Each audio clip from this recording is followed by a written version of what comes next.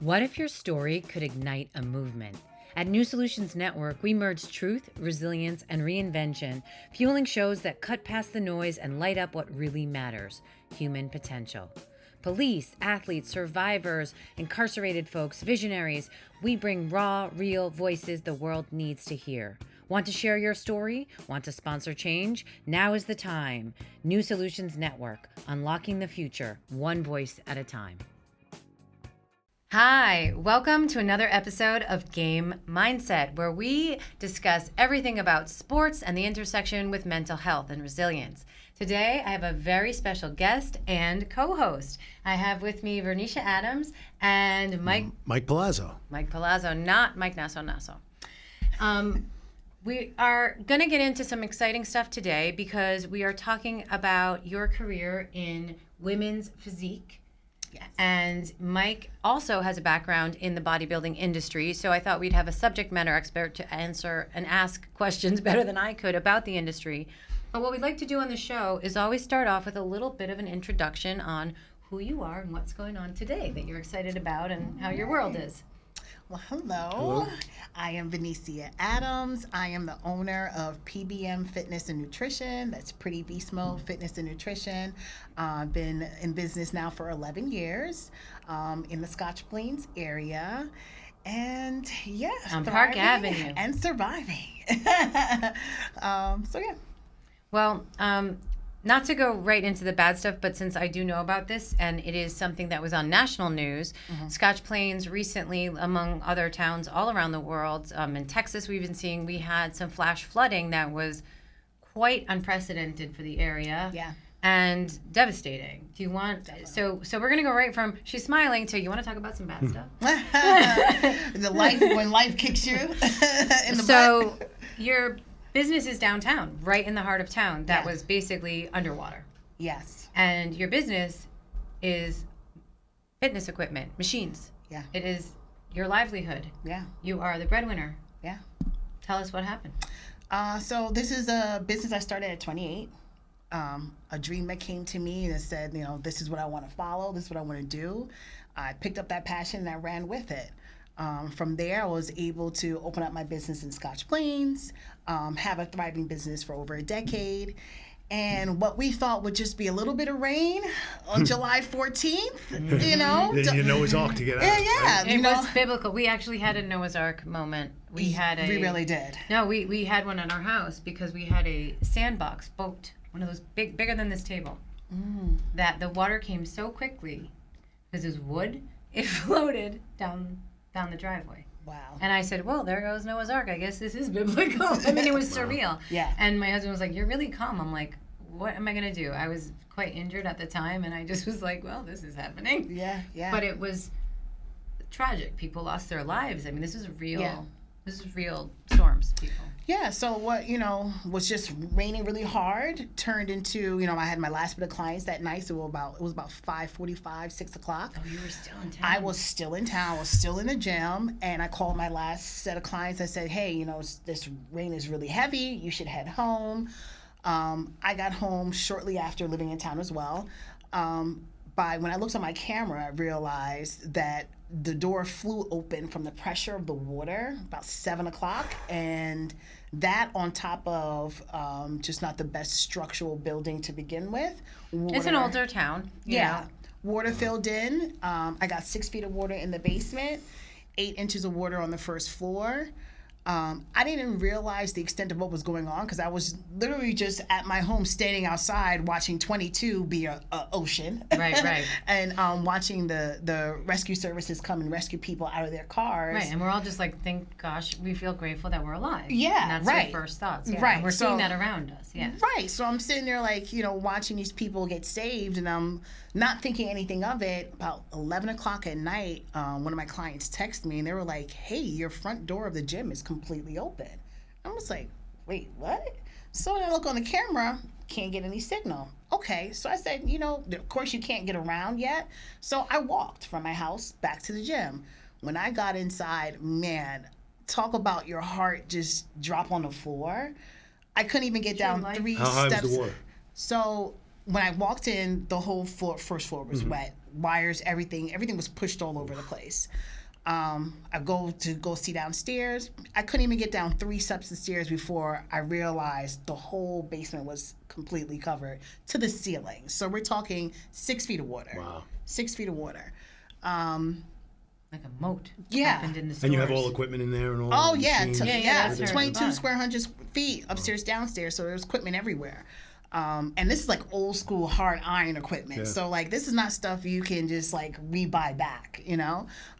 So I was just like in shock, like how much water collected. And this is not the first time I've experienced Ida. 2021 Ida, I got some water damage then that I remediated, and I was able to at least get the building back up and going. I think we thought that was the worst we would have in our area, right? It was the first one in maybe ever history that anyone could remember. Yeah. And we're like, this is really bad, but this was really bad. This one was really bad. So, you know, I would have taken that fee any day. Over the fee. Two feet. 2 feet means some of it can get, Yeah. So, you know, realizing the extent of what happened, immediately I started calling like water remediation companies to come in. The extent of the damage was over $10,000. Yeah. You know, and is any equipment salvageable, like any hammer strength stuff or the old school stuff? Yes. Some of it was salvageable. So thank God for that. But still, you know, having to go through the whole remediating services, you know, and like devastation. I was completely like shocked. basically now you have a job on top of your job, and you can't actually do your job. You can't have clients. You can't work, and you can't even process it because you have to essentially put your task onto the remediation. Your phone calls, your this, itemize this, anything. Like we were just talking in the last interview, like when you get hurt and you have to negotiate for your own care, and it's a part-time job, and you're like, wait, but I just got hurt. Yes. So thankfully you've been able to do some small things on your way back, right? Like have some clients again in a small capacity? Yes. So I was able to, you know, get what I can out of the gym, rented a U-Haul to pull whatever I could out, wipe it off, put it in there, and then started working with seeing what I can do in town. It was so refreshing because for a moment there I felt helpless, not having the services or the help to help get the building back up and running was a big downer for me. But to have people in my community reach out to me and say, hey, you can use this space, you know, to train your clients, to get them up and going. So I'm so thankful to Flow Fitness. I'm so thankful to the individual therapy, physical therapy, for allowing me to use their space. Yeah. So that's what I'm doing now, which is right in town. So it is convenient for the clients just to be able to go over there. So I'm able to, my biggest thing is honor sessions that are owed to them, and making sure at the end of the day, so if I do have to close the doors, I'm still closing with full integrity and respecting the fact that, you know, I don't want anybody to think I just picked up and ran off after. Yeah, but it would be understandable, but that is admirable. It would be understandable, but good conscience. You're very, very admirable. We actually met because of you being so selfless, right? No, that was the second time. It was the first time. It was like a town thing, and I wrote a thing for you, and then that was during the pandemic. I forgot about that. So, but anyway, so we already met on those God-wink moments of whatever. Like, we didn't know who each other were, and then that's right. And then because then Marklin connected, I said, I think I know that name. Yeah. And you were volunteer. So basically, it's a really nice. We are very thankful because we do live in a really nice town. We both live in the same town. Yeah. And so. Bravo. I'm really excited about that. I would love to now go a little bit more back in time, and let's talk about the muscles. The mama muscles. And this is where, you know, I'd love maybe you, Mike, you could ask her a little bit about how she got into it, because I don't think I could articulate those questions the right way. So what made you start training? Like, I know, like, so for me, I'll give you an example. I was heavily into football. I had scholarships and happily genetically gifted for working out and bodybuilding. I didn't realize that until guys told me. And the thing why I like that sport, I put 100% effort into everything I do. So if the guy next to me isn't, I don't want to be responsible and lose because of him. It's all on me. That's why I like bodybuilding. It's a visual sport, and you got to be a little crazy to do it. Let's be honest, a little bit introverted. So you know, to do it. That's a good one. And otherwise, you won't be good at it. So because everyone's going to give you shit. Right. So what started you? What did that spark? Usually, mine was. Because football, I had to do it, and then I was just Yeah. I liked it. I fell in love with it. So I have always been like a little bit of a tomboy. That's just kind of been my thing. When I started working out, it was really just truly for my mental health. At that time, I was really young, got married really young, had children really young, got divorced really young, and I used the gym as my outlet. It was literally my therapy. It was my antidepressant. Okay, so we started there. And How long ago was that? That was about 2006, 2007. Okay. Joined a gym, joined multiple gyms because I liked certain gyms for certain things. So people would see me in and out of there. And then people started asking to train with me. And I'm like, okay, I'm not a trainer. I'm just in here working out. But they liked what I was doing. And your energy. Yeah, I think it was the energy thing. She's so smiling. Yeah, it's an energy thing. She's got that. You want to be near her. So I looked into it. We started working out together. A few people. Still didn't think anything of it. I was working in the corporate world. And then from there, I was like, I really do like this fitness thing. It's making me feel good. Not only that, I feel good helping other people. So I looked into getting certified. Eventually, I left the corporate world and I started working in a bigger gym. How I even got that job at a bigger gym was literally I was working out and the personal training manager at the time walked up to me and he said, "Man, you sweat like a man." And I said, "Thank you." And he was like, Now he's a towel. Don't get it on the machine. he was like really impressed that I wasn't even like offended or phased. I'm like, nah, like I love this. So he was like, you should work here. And that kind of like just sparked me to be like, yeah, I could do this. And then that kind of just flew off from there. I was bouncing around from different gyms. I was also teaching classes, and that just kind of motivated me. And then I started feeling like, okay, I'm doing all this working out, but like, what am I doing with it? People started asking me to do like Tough Mudders and that kind of stuff. And I realized that is not for me. That's not my style. And then someone said, you should go to a bodybuilding show and see it. So I have also a cheerleading and a dance background from like high school and stuff. So when I went to a show, when I told you my jaw dropped when I saw the girls What was the first gracefully. show you went to? Oh man, I can't remember. Jersey? Yeah, it was definitely in Jersey. I can't remember which one. Probably one of Maz's shows, Ali, or... Probably one of Maz's shows. So this was 2015, I went to a show. And it wasn't until the women's physique came up and I saw that they had routines and they had like a minute and a half to do to me looked like a dance, but also like posing and hitting the muscles. And I was like, that's everything I love, all wrapped in one. You get to express yourself. And you, as a woman, it just looks so feminine, but like strong. Powerful. And yes. And I like wanted that. So that kind of like lit a fire under me. And I remember going to my mom and I was telling her, I said, I'm thinking about doing a bodybuilding show.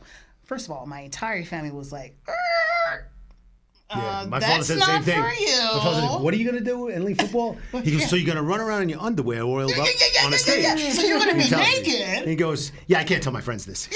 Yeah. That's what mom said. So she's like, you're going to have a two-piece on? In front of everybody? I said, when you go to the beach, don't you have a two-piece on? So I was like, yeah, I'm just going to try out one show. First year, I did 7 shows. Yeah. Like a crazy person. It's like tattoos. It's so addictive. 7 shows in 1 year. And I started in NGA. That's the Natural Federation? Yep. Yeah. Started in there. Liked it. It was cool. All right. But then I realized, I'm winning them left to right. I said, I need a challenge. Let's go to NPC. Oh, did I get my challenge? Yeah. I sure did there. And I loved it. And I just took it all the way. I went to the national level. I was, placing in the shows. And they said, I started in figure. And they said, you need to go up, go up to women's physique. So it starts with fitness. And you start.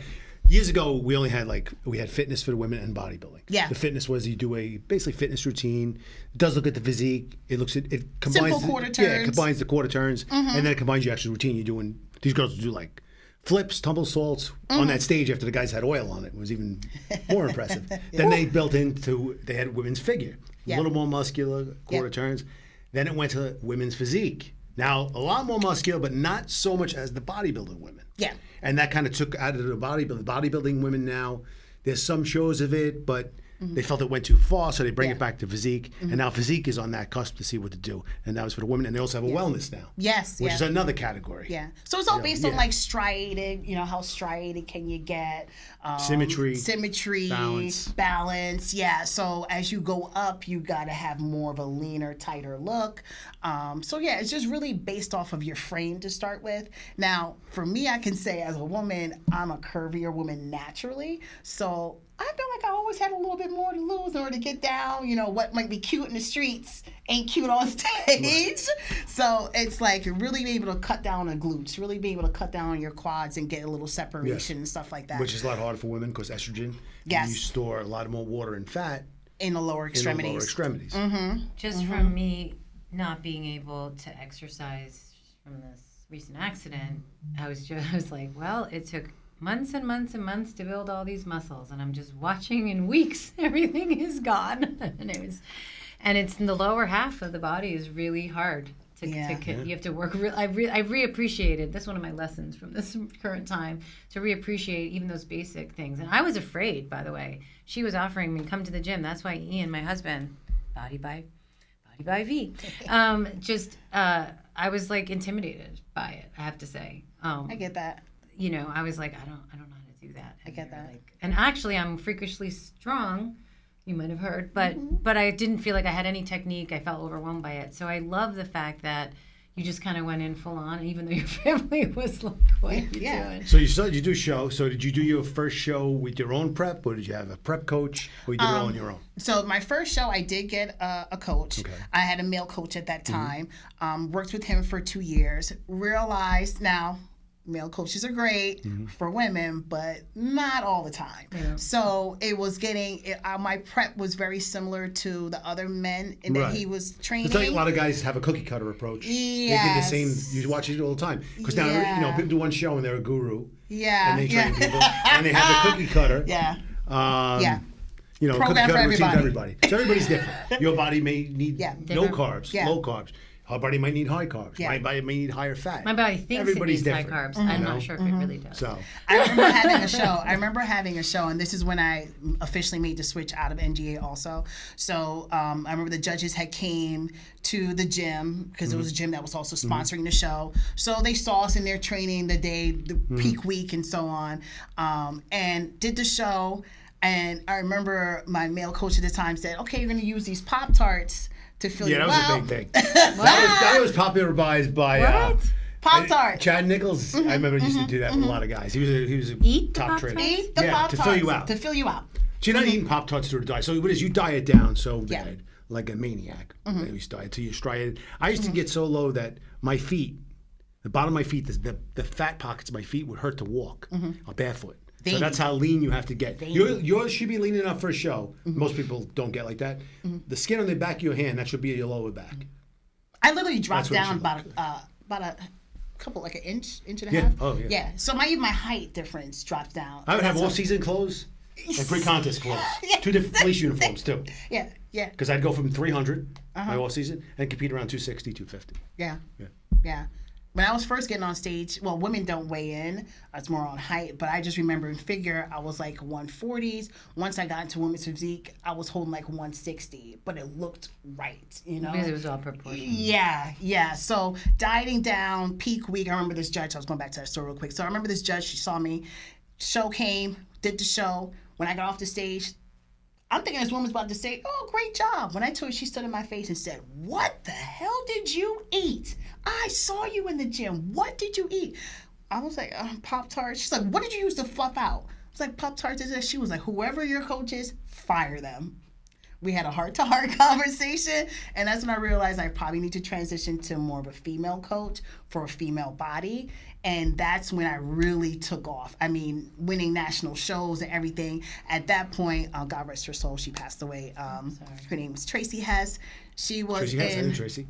Amazing coach from PA. I would drive out to PA to train with her. She really helped dial me in, and she was also a women's physique competitor, IFB, BB Pro. So once I got that additional understanding of, okay, there's certain things that women can do, there's certain things that men could do when it comes to the detail, because bodybuilding is all about detailing.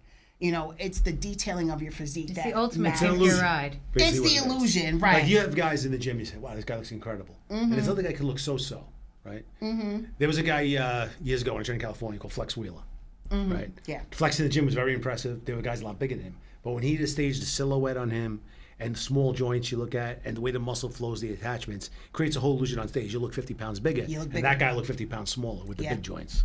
Yeah.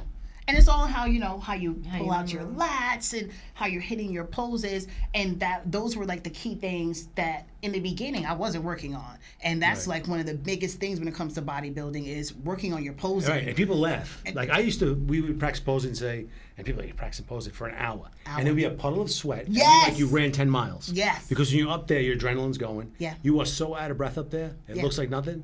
Like you're smiling, but you are winded, like you Your did sprints. Guys pass what's out. it called? Yeah. Yeah, see Yeah. guys pass Yeah. out. Yeah.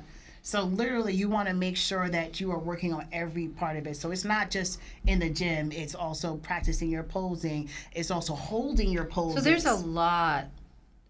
I'm saying something obvious, but there is a lot of mental preparation. Oh yeah. You know, Oh, yeah. beyond the physical commitment. The other thing is, we talked about for a second about your family and how they said that, Yeah. but also, you know, Mike's talked about this a little, so that's why I'm anecdotally leaving it to you around, you know, the people around you in your life. Like, did people try and talk you out of it? Did people support it? Because I know you have to like eat at certain times Yeah. in certain ways, so it's also a little socially isolating Yeah. potentially, depending I on. lost a lot of friendships. So Sure did. Yeah. But I didn't care. well, no, I mean that's amazing, but just that like I people did. who are thinking about something new, Yeah. sometimes that's the thing that holds them back. Yeah. So I thought it'd be or people. We talk about this in addiction recovery, right? Like Mm-hmm. when you start to want to make changes, how sometimes the people who you are with, and that could be even people in your corner in Yes. one way, Yeah. but they can't see you in this new way, Mm-hmm. so they fight it, or they think it's wrong, or they tell you you're wrong. Or sometimes people just get, I don't know if you experience it, sometimes people get intimidated by you being so focused on your personal growth. Right, This is right. personal development. Right. Right. So what it does is it challenges the other person to look in the mirror and Right, be at like, what do I themselves. need to work on? And sometimes that might And make some them, people can't yeah, accept that. Yeah. So yeah, I lost a couple of friendships during that time, which was fine with me because at the end of the day, I feel like if you were really in my corner, or if you were really, you know, Then my you're gonna be supporter, through the ride. You're right. We're gonna go through the ups and downs, Yep. and you're gonna realize I'm just doing this for my personal Yeah, growth. they're like, hey, let's go out tonight. Well, I got to do cardio in the morning. I got to wake up early. Oh, let's go to dinner. No, I got to eat 4 ounces of orange roughy and asparagus in 2 hours. And people like, what's wrong? And I'm carrying a big jug of water around with Yeah, me. yeah. And I'm peeing every hour. You know, people don't get it. People are like, that's strange. Yeah. Now Yes. it's a little more mainstream. When I was doing it, Yeah. you know, I remember I was in college with a gallon of water. People were like, what's wrong with this guy? You know, with a gallon of water and you're eating fish, you open up stinky fish in a classroom, whatever. People are like, what's going on with this guy? Yeah. You know? I used to have the little portable warmers, the plate Yeah. warmers, so I can warm my food up so it'll be sitting in the corner somewhere. If I had $1 for every meal I ate at a Tupperware throughout my life, Oh my I'd gosh. be a multi-millionaire. And you know what? And it even boils down to something as simple as like family gatherings. And I'm sure you probably experienced as well. I'm West Indian, I'm Trinidadian. So same thing with like Italian families. Everybody loves to come together for I mean, I round can eat a food. chicken palm. Yeah, exactly. So I You're remember. insulting your grandmother. Yeah. So I remember like, you know, my aunts being like, well, what do you mean you're not going to eat? I said, so listen, our relationship is not based on this food. Our relationship is based on the communication and time. So let me just eat. I'm going to bring my food and I'm going to eat it at the table while you guys eat that. So I really retrained my family also to be like, this is what I'm doing for me. I'm not going to take away from the social time, but you got to allow me to do this. And they all started to respect. That over time because you were consistent with it. Yes. Yeah, I think So it's friends, it's not family. the topic of this, but because you know I had my weight loss journey many times, but also you know the big one from injury that you know took 2.5 years, and everyone's like, "What'd you do?" I'm like, "I made changes over time." But at first, consistent. no, you know, mostly. There's cake today. Later. There's a cake today. That I started to feel stressed out sometimes about the food.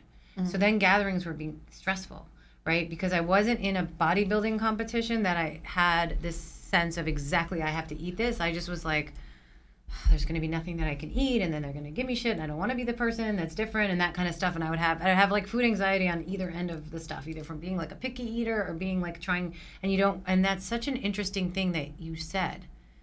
our relationship that you said to your auntie, you said, right? That our relationship is not based on this food. And that you had to say that. I had to say it. That rang with me for other reasons, but I think a lot of people who have ever had any kind of thing where you're eating differently, whatever that reason is, or maybe you've had anorexia or bulimia or a thing where you've been working through that and you have food shame. Yeah. People, because unlike any other substance, not alcohol, not gambling, not sex, not drugs, right?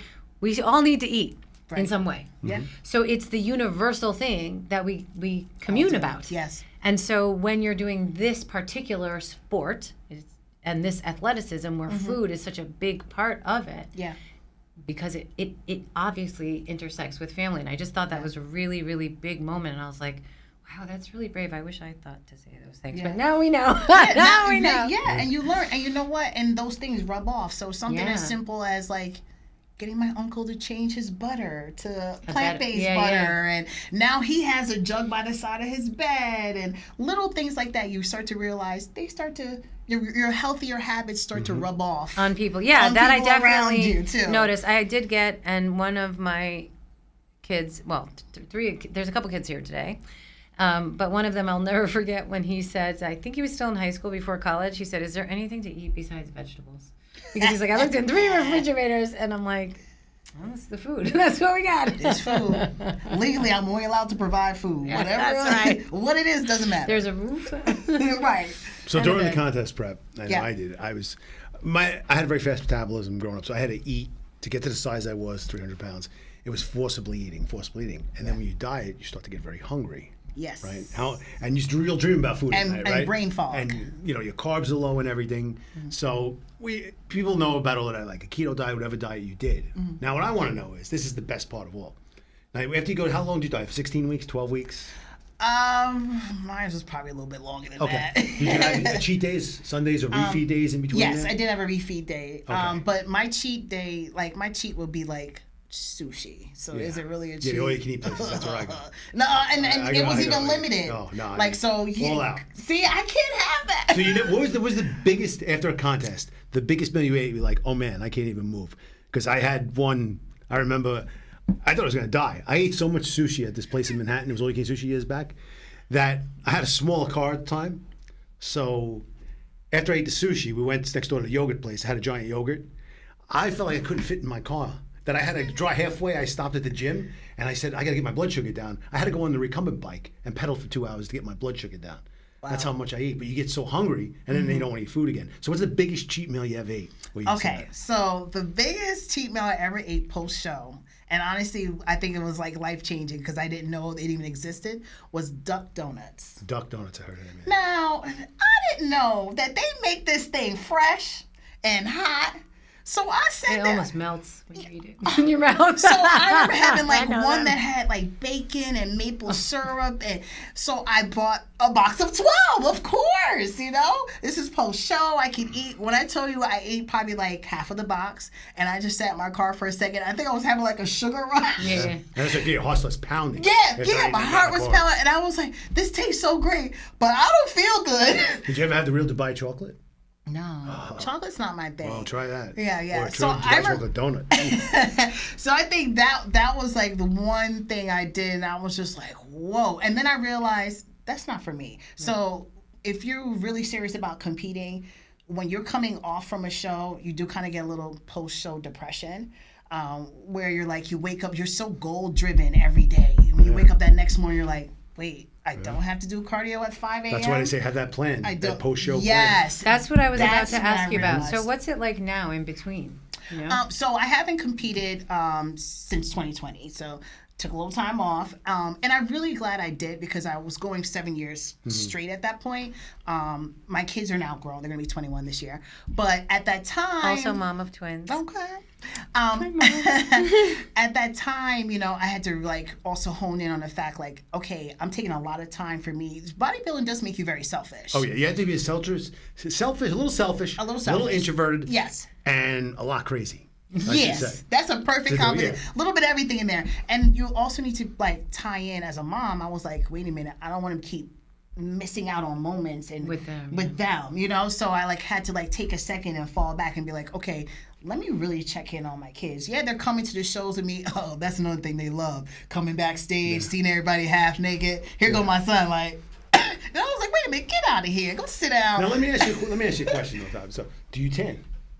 No. Now some people say African Americans shouldn't tan. No, we don't Some tan. do. Some do tan. Some do of the men, tan. lighter skin, they have tan. This way, Yeah. it's a certain look with the Jantan or whatever they use. Yeah. Yeah. Yeah, I'm a pro tan. I like pro tan. I don't like Jantan.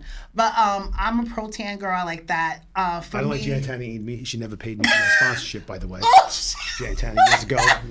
Still owe me a check, but go ahead. Yeah, so pro tan was my thing. I even like the way it smells. Not the hot stuff. No, not the hot stuff. The hot stuff is. Ooh. Yeah, I'm like, you guys are so cute. It's like a secret language. I'm just watching. I'm like, I don't know what they're talking In about. the police department. Yeah, and it makes your muscles kind of pop out a little bit more. I learned yesterday about preparation H. Yeah. He was telling me. Well, yeah. because I was saying, That's can old you ask school. her about things like I don't know? And and then he yeah. was Just like, to oh, classify, this. you put that on your skin like. That's what we're talking about. Sorry. Remember Abilene? Yeah. You did that too? Just to clarify. Just to clarify. Yeah. Just to clarify. Nowadays, you can just use Sweet Sweat. It's fine. No, this was really great. I really, really appreciate you coming down and sharing all this. I know, you've gone through so much and you're just always a shining light. Your smile is radiant. It's like the sun comes out of your mouth when you smile. And I'm just so happy and I'm so thankful because you helped my family. Came roller skating at my 49th. Yes. Listen, I'm just an ordinary woman doing extraordinary things. Yes, she is. That's how Yes, So what's she the is. next show? Masters Team U? Okay. Listen. Right now, I do want to get back into bodybuilding. I just feel like I just want a second. Right now, I kind of found love and I want to grow in some other areas. Masters Team U 2027. I'm in my soft girl. I'm in my soft girl era. Okay. But yes, I do. I mean, it's never out of my system. Eventually, I'm going to get back into getting on that stage because that's my heart too. And so for those folks who want to come to PBM in Scotch Plains, are you, with the transition with the flood, are you taking in new clients still? I am. And believe it or not, I got like 3 new clients this There you past week. go. When I tell you God is good, okay? Okay. Yeah, so like that's been a blessing. So please, if anybody's interested in training, it's not just training, it's also nutrition. That's right. It's also mindset. So Yes. I definitely help work on barriers that whole- people have. the whole you. Yes. Yeah. Yes. So as a behavioral change specialist, I'm also a vegan coach. Of course, a bodybuilding experience, but honestly, just lifestyle clients too. Yeah. So I get a lot of women that might come in and be like, "Oh, I love that you do the bodybuilding. I don't wanna get too I don't big." I don't want to get. Takes a lot. I don't want too much. Just a little tone, little Michelle Obama arms or Angela Bassett arms. So I'm like, okay, girl, but you want like a nice booty and all that stuff too. Listen. You can get there. We can't spot train. As I tell people, we cannot spot train, but it's all about how your physique is built and where you lose Optimize weight it, yeah, first for and you. where you gain weight first and all those things. So it really is tailored to the individual. Amazing. Yeah. Well, I thank you for coming and being a part of this. for And having me. thank Thank you, you very much. Mike, Thank for you. being the Thank you. awesome subject matter expert today. Yes. And catch us on the next Game Mindset. We'll see you soon.